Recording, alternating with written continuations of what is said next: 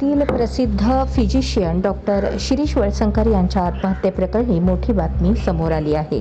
Doctor Walsankar यांनी आत्महत्येला प्रवृत्त केल्याप्रकरणी एका महिलेविरोधात गुन्हा दाखल करण्यात आला आहे. वळसंकर यांच्या हॉस्पिटलमध्ये प्रशासकीय अधिकारी म्हणून काम करणाऱ्या मनीषा मुसळे माने हिच्या विरोधात गुन्हा दाखल करण्यात आला आहे.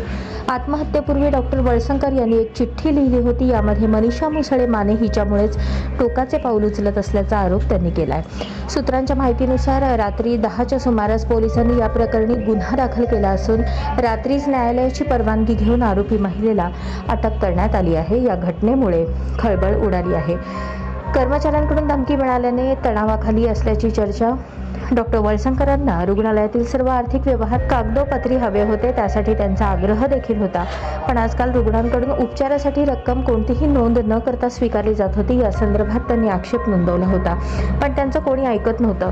जी महिला कर्मचारी अशी रक्कम स्वीकारत होती तिला डॉक्टर वळसंकरांनी कामावरून काढून टाकलं होतं. पण नंतर या महिला कर्मचाऱ्याने कामावरून काढल्यानंतर आत्महत्या करण्याची धमकी डॉक्टरांना दिली होती. तिच्या धमकीवरूनच डॉक्टरांना पोलिसात तक्रार दाखल करण्याचा सल्ला दिला होता. मात्र डॉक्टरांना ते मान्य नव्हतं.